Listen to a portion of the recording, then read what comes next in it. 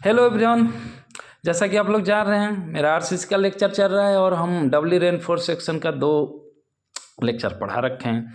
आज हम बात करेंगे, कल तो हमने ये सारा बता दिया कि क्यों करना चाहिए डब्ल्यू रेनफोर्स सेक्शन, ये टर्म क्या है, कैसे है, ये क्या है, ये क्या है, सब हमने बता दिया था फ्रेंड। तो अभी भी इसमें कुछ बचा नहीं मुझे बताने को। सिर्फ इसका मोमेंट ऑफ रेसिस्टेंस का एक फार्मूला जो मैंने फर्स्ट लेक्चर में दिखाया था फ्रेंड, उसको हम अभी यहाँ पे देखेंगे।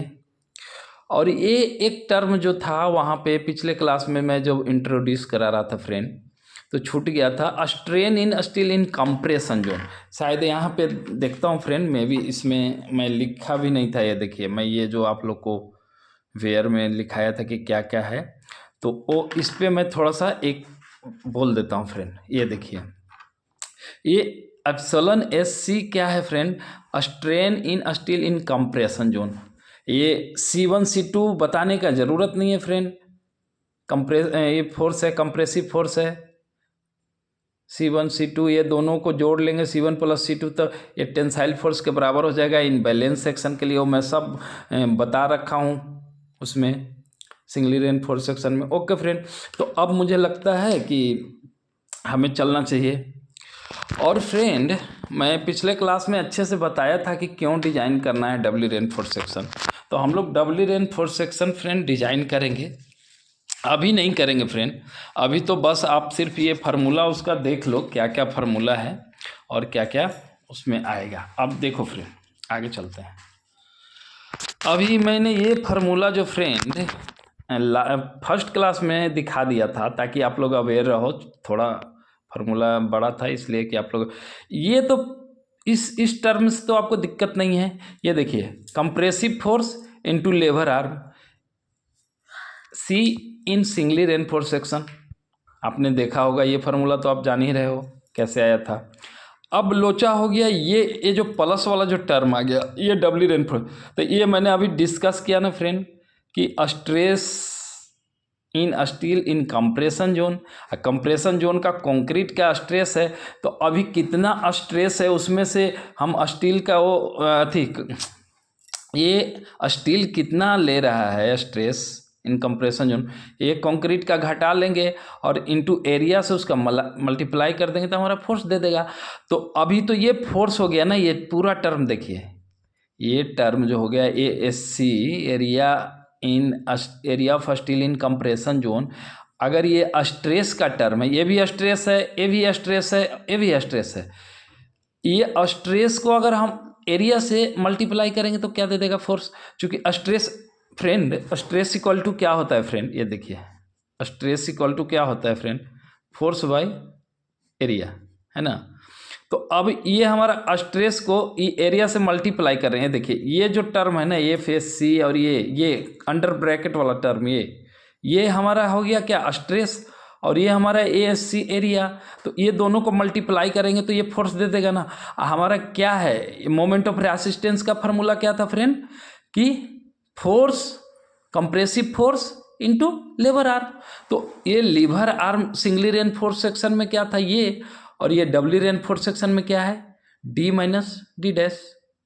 यस, तो एक तरह से ये हो गया फ्रेंड कि ये जो यहाँ पे जो मोमेंट ऑफ रेसिस्टेंस का हमारा फार्मूला हुआ, फर्स्ट में जो हुआ ये सिंगली रेनफोर्स सेक्शन के लिए, और ये हो गया डब्ल्यू रेनफोर्स सेक्शन के लिए। जो एक्स्ट्रा जो लोड आया था ना फ्रेंड 10, लास्ट क्लास में मैं जो वो बोला कि एक्स्ट्रा जो 10 आ गया लोड, उसके लिए हम कंप्रेशन जोन में जो देंगे, उसके लिए ये हमारा मोमेंट ऑफ रेजिस्टेंस आ गया। तो अब याद करने में कोई दिक्कत नहीं होगा फ्रेंड, ये सिंगली वाला याद रखेंगे, इसमें थोड़ा सा जोड़ देंगे एक्स्ट्रा जो आया था उसके लिए, जो क्या है, स्ट्रेस इनटू एरिया और लेबर आर, हो गया, ख़त्म।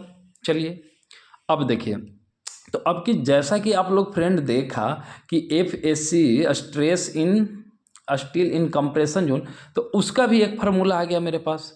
अब FSC कैसे निकालेंगे, तो इंटरपोलेशन आपने 12th क्लास में पढ़ा होगा फ्रेंड। ये हमारा स्लोप हो गया, ये y1 हो गया, ये x1 हो गया। तो मान लिए कि अगर हमारा y1 दिया है और y2 निकालना है, एक फार्मूला इंटरपोलेशन का आप लोगों ने पढ़ा होगा फ्रेंड 10th-12th में, ये वही फार्मूला है फ्रेंड। इन कोऑर्डिनेट ज्योमेट्री में फार्मूला पढ़ना था कि अगर मान लिया हमें y2 निकालना है किसी जगह पे, तो हम क्या लिखते थे, y1 प्लस स्लोप इनटू ये x का वैल्यू दिया हुआ, सॉरी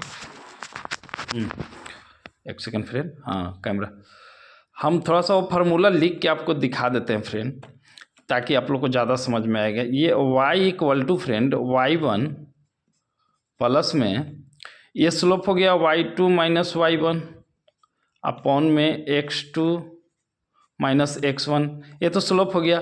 और ये जो हम लोग पढ़े थे फ्रेंड, ये x ई माइनस x1, समझ रहे हैं। तो अब हमारा क्या हो गया, ये y निकालना है, x दिया हुआ है, ठीक है ना, और ये पॉइंट दिया हुआ है, ये कोऑर्डिनेट दिया हुआ रहता 1 2, ये x1 कोऑर्डिनेट दे दिया है ना, x2 भी यहाँ पे x2 माइनस x1 हो गया, ये सॉरी गलती से वो लिखा गया 2, तो ये तो स्लोप हो गया। ये x1 वैल्यू पे निकाल लिए तो ये y निकल जाएगा, हमारा y1 भी दिया हुआ है, तो y निकालने के लिए हम लोग ये तो यहाँ पर यही बैठा दीजिए फ्रेंड, ये फार्मूला। अब आप समझ गए होंगे कि इंटरपोलेशन से जो हम लोग फार्मूला लाए थे 12th में पढ़े थे वही है। अब उसी प्रकार से एक हमने बताया था epsilon S strain in steel in compression zone, इसको याद रखिए, XU माइनस डी डैश अपन XU इंटू वो जो मैक्सिमम जो हमारा स्ट्रेन था कंप्रेशन जोन में वो है। और हमारा अब that's all about doubly reinforce section. हम लोग नेक्स्ट क्लास में कोई और चैप्टर के नेक्स्ट चैप्टर के साथ मिलेंगे।